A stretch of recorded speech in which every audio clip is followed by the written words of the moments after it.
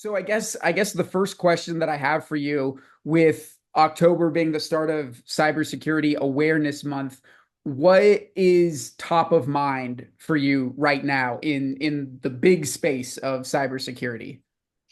I'm going to say three things. The first thing is the number of scams just continue to skyrocket.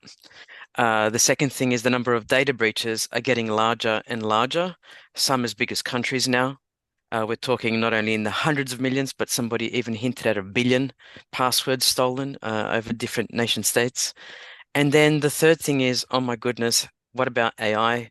And what if we unleash the power of AI into attack mechanisms in terms of cybersecurity? So we've got this AI constantly morphing and generating new methods of attack against sitting ducks. And that's really my top three for this month. I do want to dive into some of the specifics of that, but I will circle back to that in just a second. I guess briefly, can you describe to me the professional work that you've done in the cybersecurity space and what that looks like? Yeah, I look into the complexity of the cybersecurity ecosystem at large. Who are all those different stakeholders in this ecosystem? How do they interact?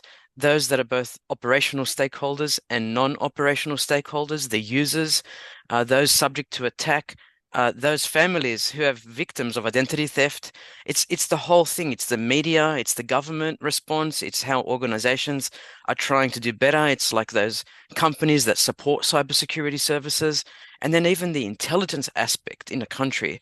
How can they figure out those rogue actors who are really trying to penetrate big business and hold them for ransom, typically through different attacks? So I study the human factors and the social implications of cybersecurity, the complexity of the cybersecurity ecosystem, all the multiple stakeholders in that ecosystem, and the interplay between the stakeholders, those agreements or disagreements, those interfaces between three subsystems. That's the social, technical, and environmental subsystems, and the interplay between these. So what we're looking for is this thing called joint optimization, where in harmony, we are looking at the social actors, we are looking at the technical capabilities that we have, and we are looking at the legal regulatory environment that supports the interaction of stakeholders in the online world, right? This e-commerce thing, this e-business thing has gone ballistic.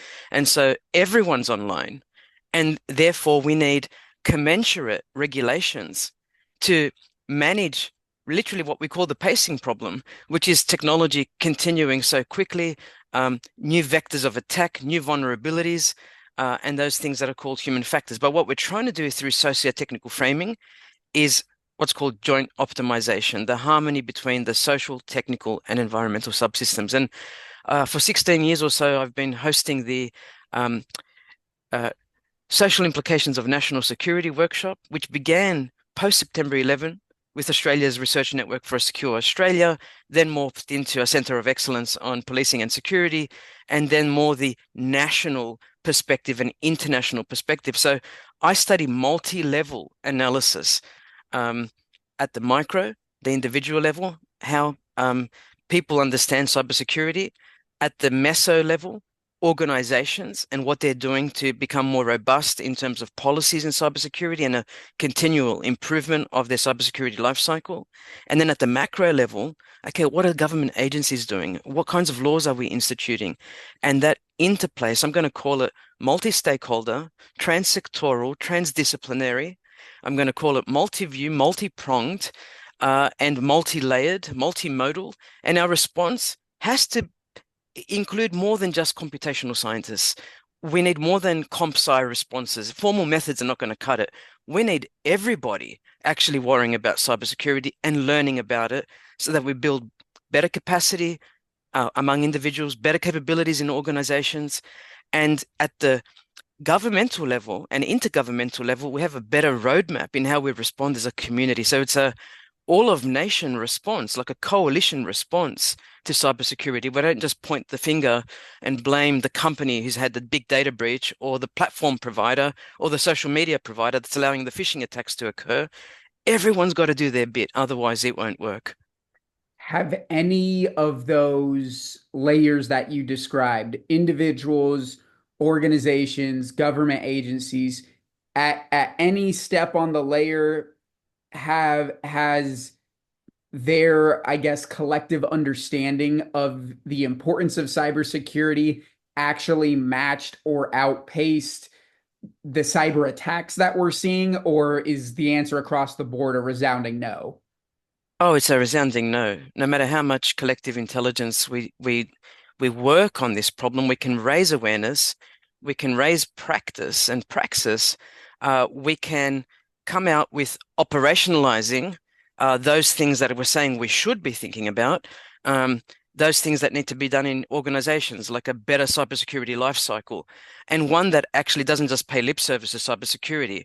We've got to increase budgets in organizations. We've got to increase human resources that are using tools like artificial intelligence to defend and protect networks and systems and services and online platforms. We're not doing enough. Security and privacy, for example, hasn't been taken seriously. And my hope is through my work on social implications that I raise awareness about this and that we do actually provide the commensurate resources at every layer. We need to start looking at how libraries, museums, municipalities locally can support students, local workers, citizens, seniors, different vulnerable communities from attack. Because what we're seeing is that people are losing hundreds of thousands of dollars through scams. I mean, surely education can come a long way, but we will never be ahead of the attacks. We will always be playing catch up, but we need new tools and techniques to engage the public so that the public starts talking openly about what they're living with. And then we can get better at defending based on the information that we're collectively providing one another. But that has to filter up through all the layers. It has to filter across the subsystems and the stakeholders who are responsible for different parts of the problem.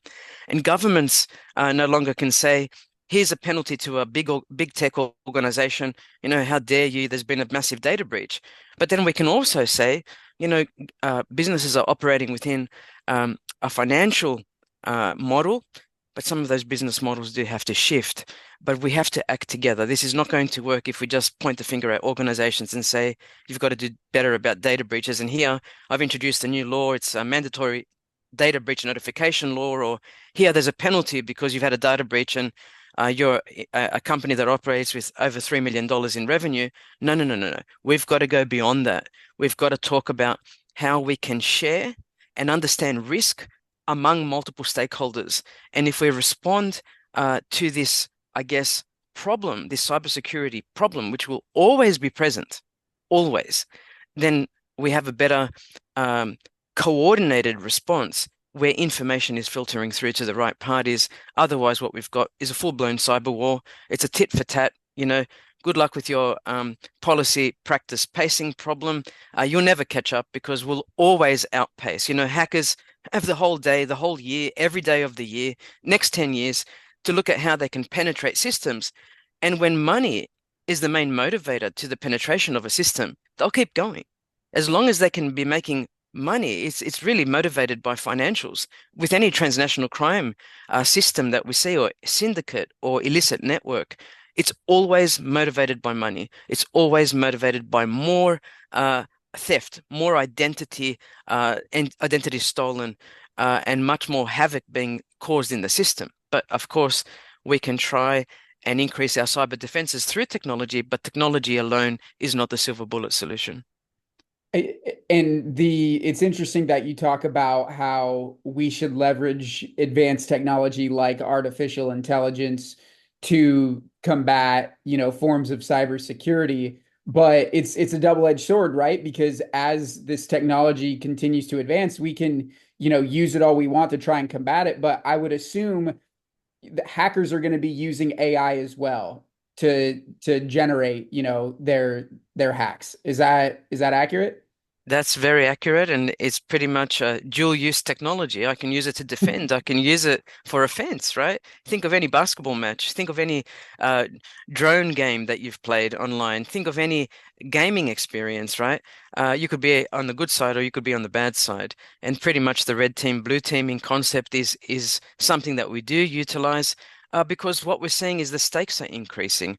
Money comes in the form of IP theft, of cyber fraud, industrial espionage. and the like. And the stakes are increasing. It's about critical infrastructure penetration now. So I can ask for more money in ransom attacks if the infrastructure I'm penetrating, the stakes are increasing, either through sensitive information being stolen or things that people rely on every day, like pharmaceuticals. So it's about supply chain vulnerabilities up and downstream. And what these hackers have figured out is pretty much that if we up the ante on the ransom and the value of that which we've taken, health data, financial data, uh, information about one's sexual orientation, or um, even things to do with abortion or other very sensitive information that should be protected and really is nobody else's business. But the more we dive into these very lucrative pieces of data, and the more we dive into critical infrastructure, which we all rely on day to day, and when it's missing, we know it's missing. So what happens when you can't buy uh, your drugs down at the CVS store, even though you've got a prescription? They can't fulfill it because the network has been raided by these hackers. And this happened earlier this year in the US. It's a nationwide breach. People were without their medicines for more than 24 hours. And so, okay, what next? And so as the stakes get higher, and I don't want to give anyone ideas, but as the stakes get higher, these people are, organizations are very privy to taking their data back, saying to the hackers, thanks very much for letting us know that you've got our information and our subscriber data, give it back. It's not yours. But sure, we'll give you X millions of dollars. And now what we're seeing is the underground is working in a syndicated way. Different attackers and different groups in the underworld are coming together through commission processes to actually say, okay, if I give you this smart and you end up hacking successfully the system, you owe me 20% of the take. And what we're seeing is these almost brazen operations that are known on the web. They have websites, right?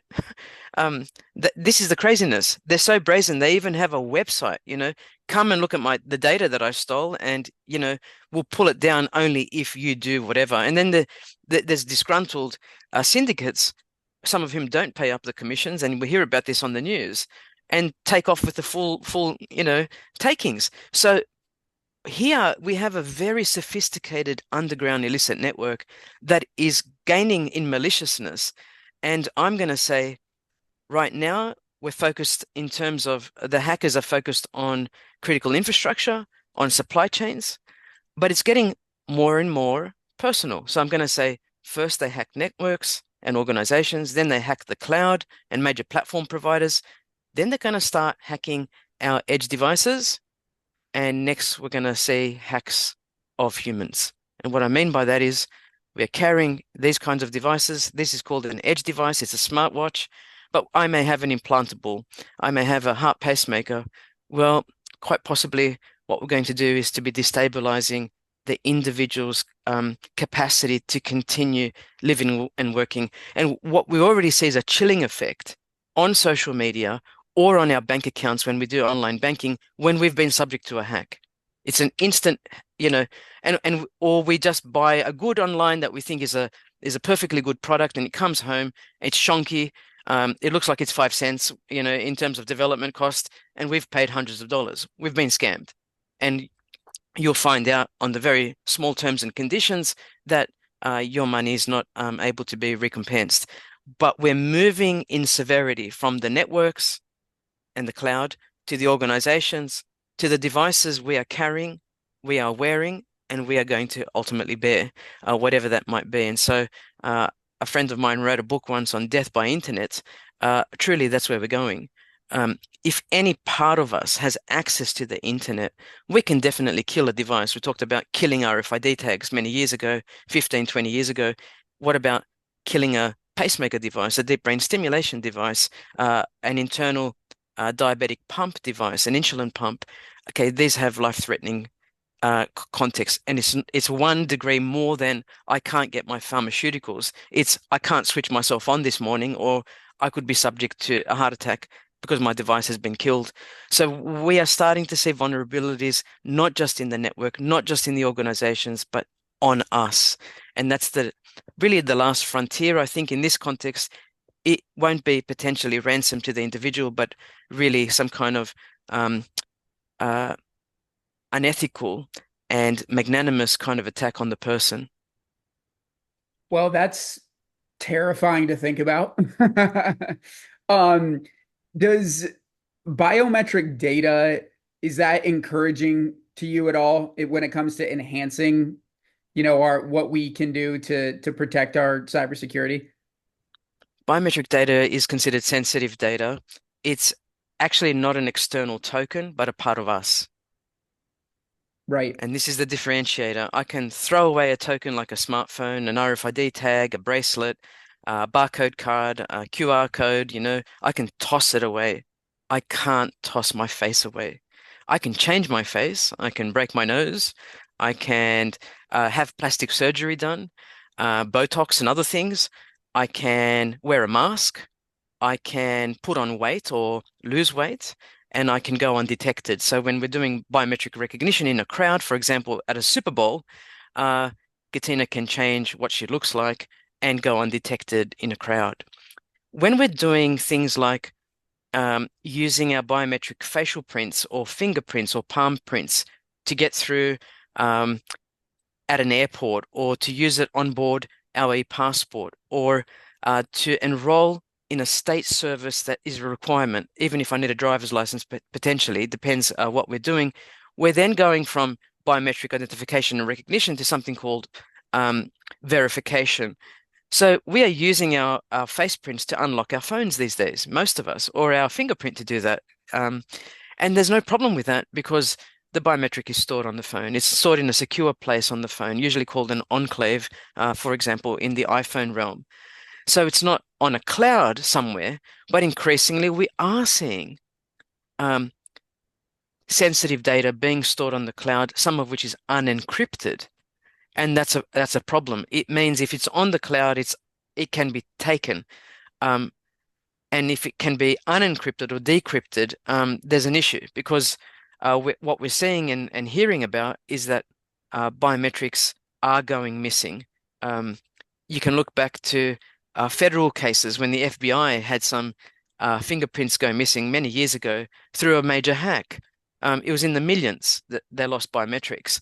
But there are many organizations uh, that have lost biometrics. But when we start looking at multimodal biometrics, for example, those services being rolled out in India, where we're talking about, 93 to 94% of the population being uh, placed on a register, and we're talking near 1 billion people, that's a whole different scenario.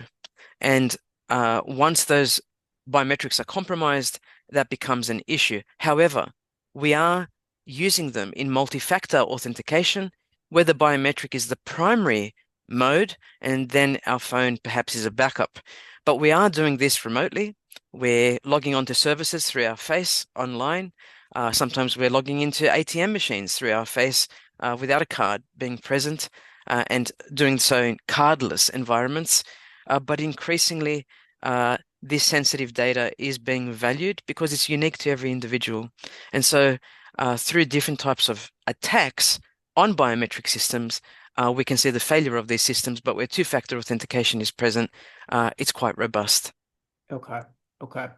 So biometric data can be a powerful tool to enhance cybersecurity as long as it's not, for example, stored in a place like the cloud that can be hacked. Yes, and many people will say in that realm, well, look, if it's encrypted, no one can get to it anyway. I disagree. There'll be mechanisms by which we can break encryption. Um, and I do believe that's the least perhaps of the worry of biometrics. The greater worry is that we're going to flood the internet with fake images. We're going to create images on the fly. We will penetrate systems using imposter attacks. Photomorphing attacks, presentation attacks, and even what we're calling the evolution of compound attacks. So introducing noise into algorithms so that we spoil the image, or it can go undetected that it's actually not us.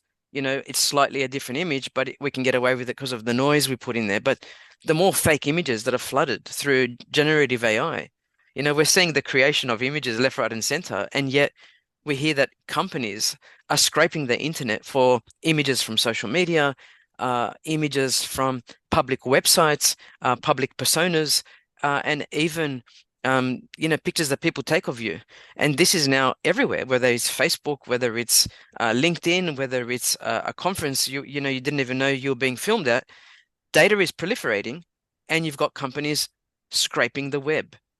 We are not good at knowing who is a bona fide identity and who is and what is not, because it's not even who is not, it's what is not. This Yeah. is being generated by AI, generative AI systems that can, for example, take your image and mine and morph it, and literally the system will be duped about who's going through the gate. Is it you or me? Yeah. I don't know. So we can do this with not just two people, but three people. And we've tested this, not me personally, but we've published papers on morphing attacks at airports. Yeah. People have gotten through the gates. And in one case, the opposite can also happen. For example, I lost a lot of weight when I was in Arizona in April this year because I got ill. And literally, I couldn't be read when I got back to Australia. Now, I had come in and out of the country so often that the guy just looked at me and said, "Lost weight?" I said, "Yep." He goes, "Right, go through." But really, I won't say it was a bit lax because my passport has many, many, many stamps, right? So there's a trustedness there, but we can do lots of things. There are people wearing masks, like literally flubber masks. They go undetected getting onto a plane. Like, how did that happen? And then they're really hot and sweaty, and someone will snitch on them that's sitting next to them, like this guy just took off his face. So we're seeing this. It happened a couple of years ago when a traveler from Hong Kong was going to the States, and he literally tore off his face because it was made of flubber and it wasn't him. But he looked like an older man. What a test. It's called you can either de-age or pro-age. Yeah. And he had gone forward. So de-aging is what we see when movie stars like Harrison Ford look, 30 years old, younger, and can look like movie stars fresh from the 80s.